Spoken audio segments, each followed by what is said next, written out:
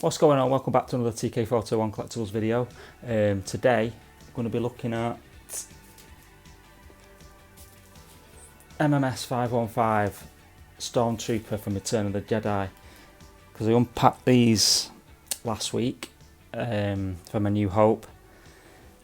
I'm still buzzing about them, so I wanted to have a look at Return of the Jedi. A viewer, Boba Vader, said maybe do a comparison as well, so we'll probably do that at the end of the video. Have a quick look at the differences. By the way, if anyone says don't buy backwards, don't buy older figures, ignore them.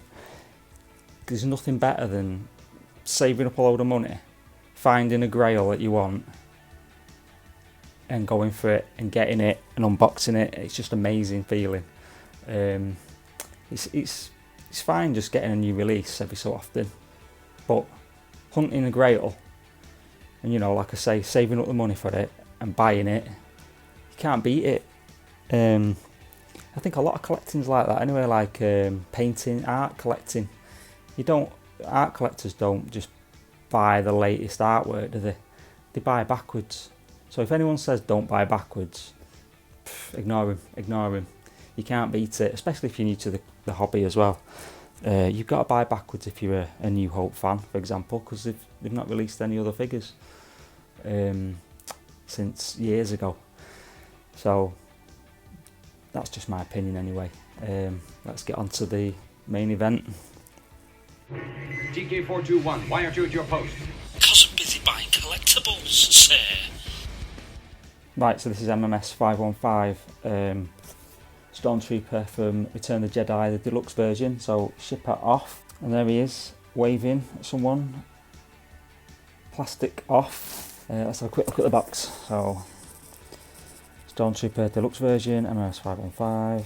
Picture of the figure. Looking good. Get this open. And here's the art inlay. Looking good.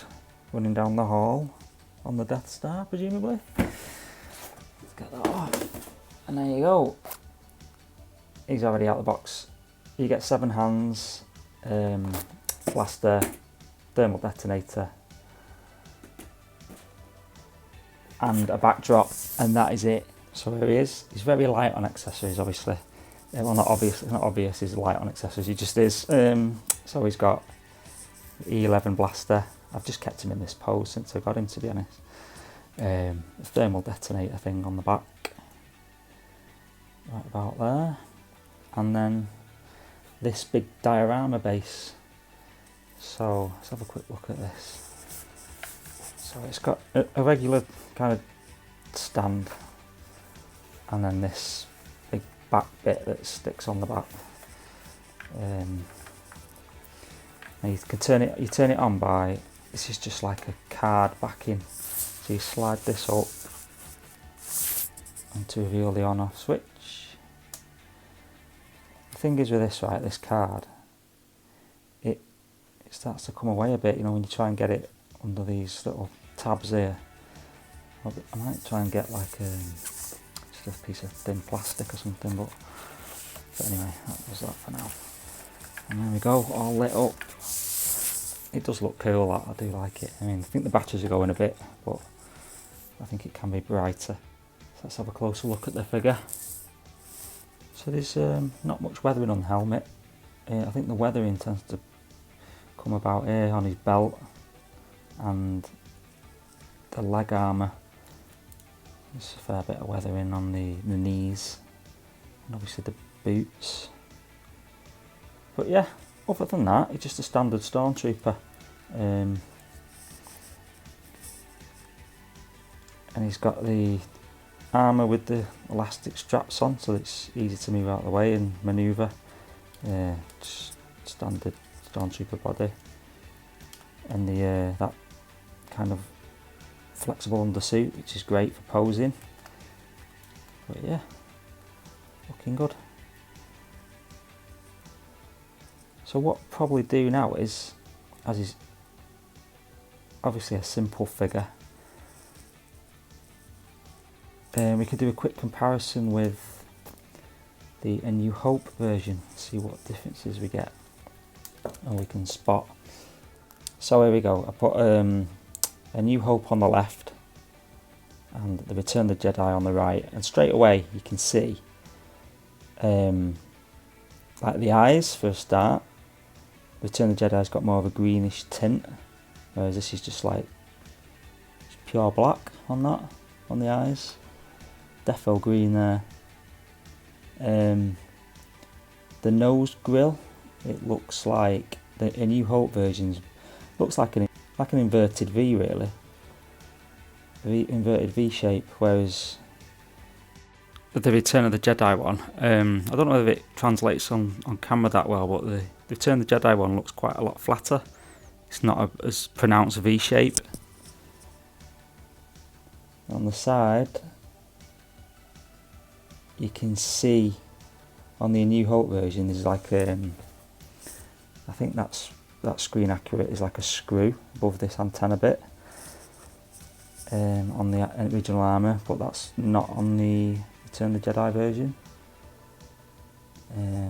It's got the similar, you know, the blue stripes along the side, and then similar mouth breathing bit, although that one seems a little bit bigger maybe. Yeah, that seems bigger. I mean, the helmet's probably a bit chunkier, and that Return of the Jedi one's a bit more slimmed down. I was just looking at that, there's a fair bit of difference there. And then you move down the figures. Again, on the chest armour there, you can start to see some of the weathering on it, whereas on that one, it's perfectly clean. So then we get down to the belt area. So you can see the dots on the stomach area, obviously different, like we're upside down and back to front really on that bit, that middle bit. And the grey on this and black and blue on that, grey and blue on that, black and blue on this one, Return of the Jedi one. The belt got a little buckle in the middle, that one hasn't, it's just got more weathering on it.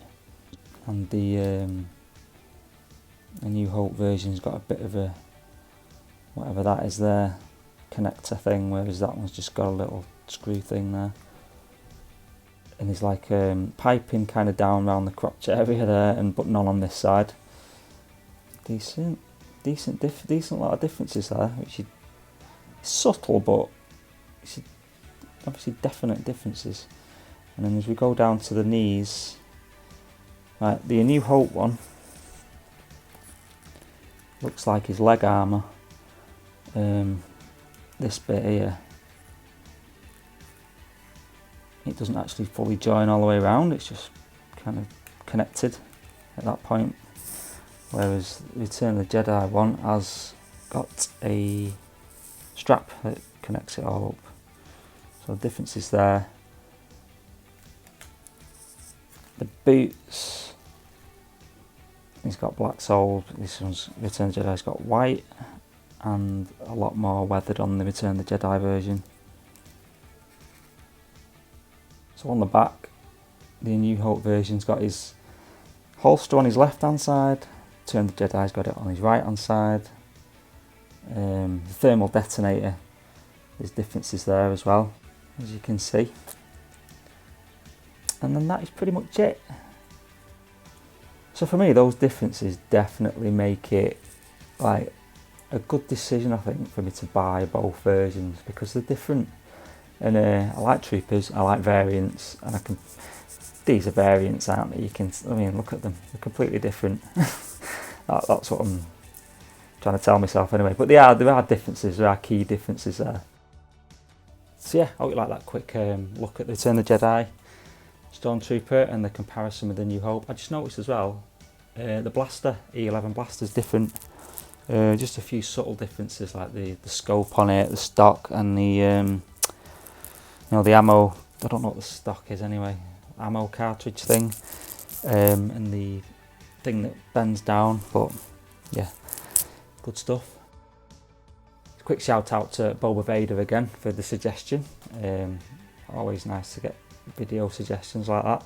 So thanks for that. Also shout out to Daniel SC as well. He sent over a picture of his new Grievous all posed up, looking awesome. That's a figure I really want, to be honest, but I'm on the Hot Toys path. Don't really have the financial... There's financial restrictions and spatial restrictions to going down the Sideshow path as well, so I'm sticking to Hot Toys. I did have Han Solo and Carbonite from Sideshow. It was a great looking piece, but I just sold it to fund my Hot Toys. Well, Sideshow, if you're listening, I will happily take a Grievous off you. I'll pay for the customs charges and shipping, obviously, because I know people have been really harsh about Sideshow as a company, I think, about the Grievous situation. Obviously, if anyone doesn't know, some of the limbs are a bit loose, but when you consider the anatomical complexity of the character, to translate that onto a 6 scale figure, difficult. I'm in the camp of, you know, I think they've tried their best. I think if they made it any more, like, if they made it amazingly robust and like solid, the cost would just exponentially rise, both for manufacturing, the design of it, and obviously that would then lead on to a really costly figure. So yeah, Sideshow, send me one if you want.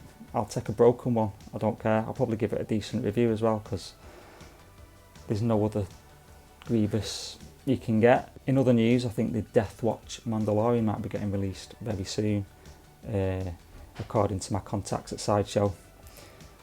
I don't really have any contacts, basically just start taking money again when they know the figures come in, so, because it's on a payment plan. So I'll probably pick that up day one as well, for review, but I think that's going to be quite imminent, so watch out for that. And that's it. Hope you enjoyed the video. Take care, see you next time. Don't forget to subscribe as well, please, really appreciate it.